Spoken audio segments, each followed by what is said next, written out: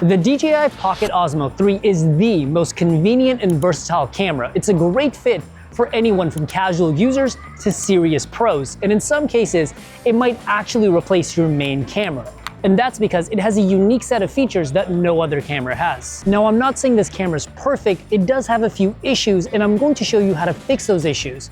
So in this video, let's take a look at what the DJI Osmo Pocket 3 can actually do and who it's right for. Also, links down below for the best pricing on the DJI Pocket Osmo 3. So the first thing we have to talk about is how does the Osmo Pocket 3 actually look? Because when it comes to most pocket cameras, they look pretty terrible. Well, this video right here is actually being shot on the Osmo Pocket 3, and I have to say, it looks pretty spectacular. The colors, first of all, look great. The image itself is nice and sharp, and my skin tone especially looks really good. Above all, this doesn't look like a pocket camera. This looks like a proper point-and-shoot camera.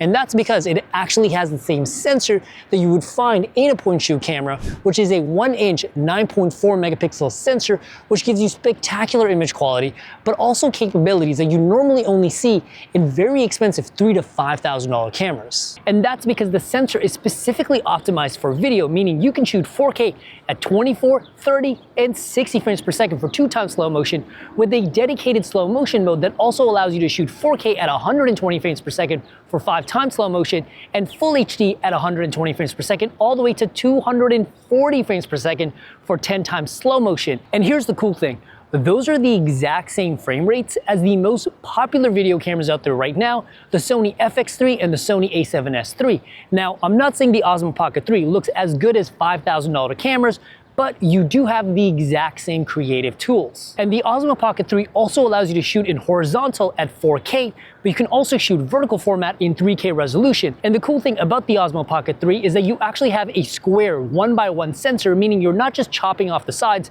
but you're actually getting more room at the top and bottom when shooting in vertical format, giving you an actual vertical format recording mode and not just some crappy crop mode. And the Osmo Pocket 3 also has a dedicated low light mode that gives you phenomenal results. However, you can only shoot in horizontal orientation and you do not have slow motion. But shooting in the regular video mode still looks really good. And you can also shoot in vertical. And the sensor also has really good dynamic range and allows you to shoot in D-Log-M in 10-bit color for serious color grading. And this is going to give you all the tools you need to use the Osmo Pocket 3 like a real pro camera. But here's the thing. You could have the best video quality, but unless you also have good audio, it doesn't really work. Thankfully, the DJI Osmo Pocket 3 actually comes with a wireless microphone as part of the creator combo. And this microphone is going to give you top-notch audio no matter where you're filming, because it also has 32-bit float audio, which is the highest level of audio that you can currently get.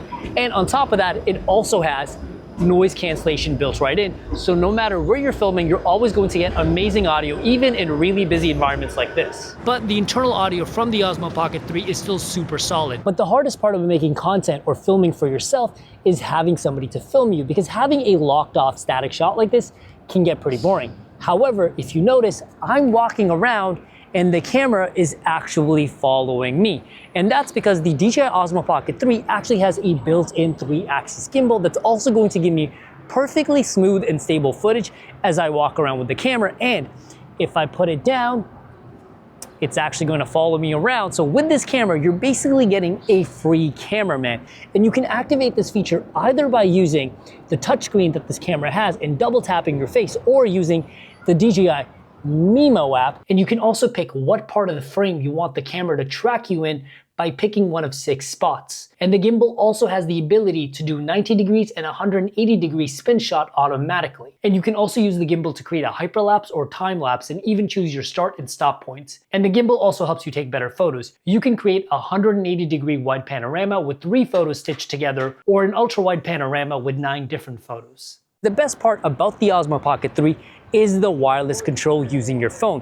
This is going to give you a live view of everything your camera sees wirelessly to your phone. So it's basically like having a second screen. And with your phone, you can also change all of your camera settings like resolution, shutter speed, what kind of video you're shooting. Everything is controllable through this. But there's 3 things about the DJI Mimo app that I absolutely love, and I simply do not hear enough people talking about them. 1, there's a ton of educational tools in the DJI Mimo app. There's actually a DJI Academy. 2, there's something known as shot guides, where it actually gives you completed vlogs or pieces of content that you can copy to start learning how to make content yourself. And number 3, there's actually an in-app editor with templates that's going to help you make your edits faster if you're trying to make content.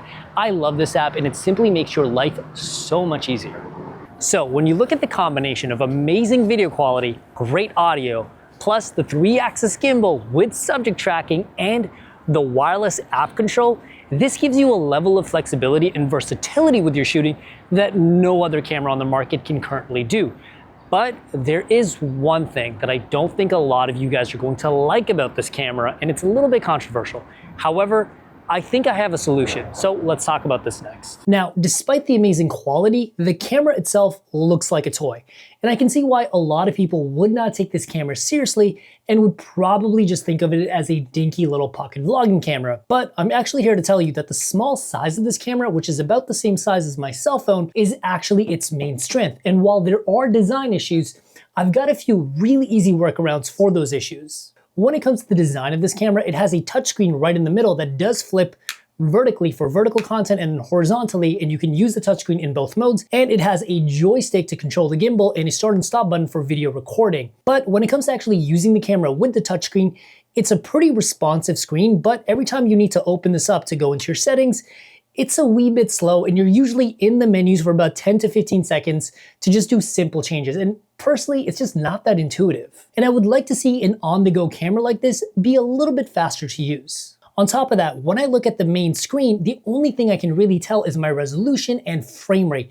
I can't see what my shutter speed, ISO is at, what video codec I'm shooting on, or any important settings that might have been changed last time I was shooting with it.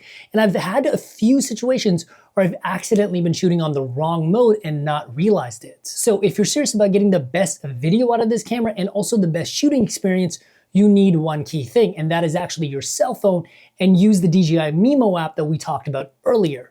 And with this app, as you can see, I can quickly access all of my settings right here at the bottom, which is way faster than digging around in the settings. And on top of that, I can see all of my major settings like shutter, ISO, and my exposure right here at the bottom. And I can even control the gimbal using the app, which makes it a much more intuitive and just an overall better experience when shooting with the Osmo Pocket 3.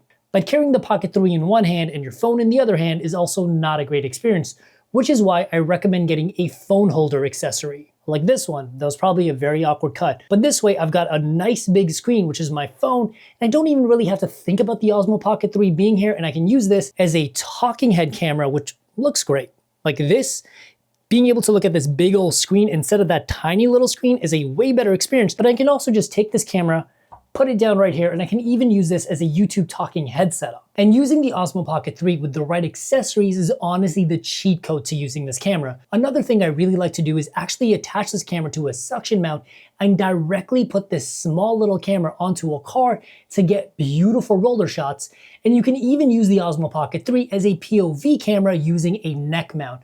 If you use the right accessories with the Osmo Pocket 3, there's literally no limits on how you can use this camera. And it becomes way more than just a vlogging camera. But there's still one more design issue that I've seen everyone complain about from beginners to pros, and that is the lens on this camera. The Osmo Pocket 3 has a built-in fixed 28mm lens, meaning that is your only focal length, and you do not have any sort of zoom capability unless you do a digital zoom, which will lower your resolution, and overall just always having the exact same lens on your camera can get a bit stale. And on top of that, it also has a fixed f2.0 aperture, which really doesn't work well if you're shooting in outdoor bright conditions, because at that rate you have to mess with your shutter speed and ISO, which really isn't ideal if you want to get the best image quality. But there's a pretty easy and inexpensive fix. There's a ton of third-party companies and DJI themselves that actually make magnetic filters that go directly onto this lens. You can actually get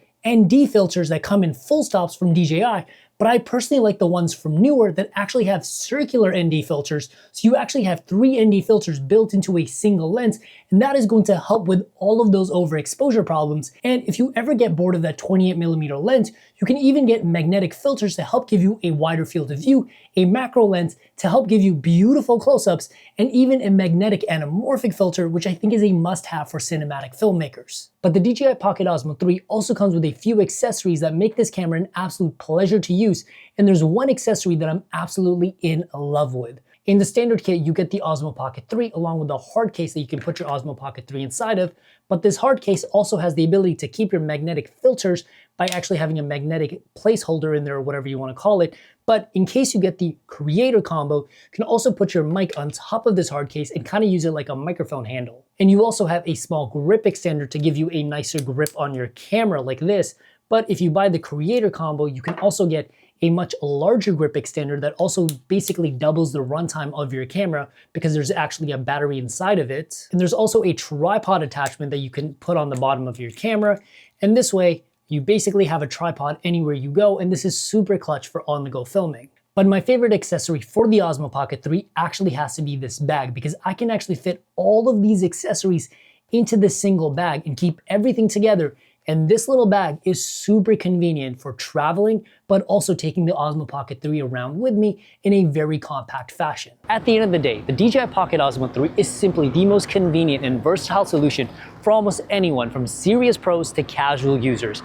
Right now, I'm filming the outro of my video on this camera, not because it's a Pocket Osmo 3 video, because it is literally quicker to set up this camera and then to go set up my big boy camera in my studio. And I think that is the perfect example of why I love this camera so much.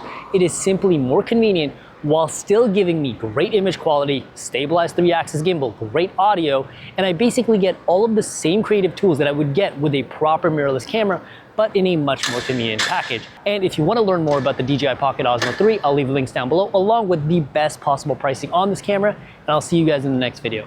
Peace.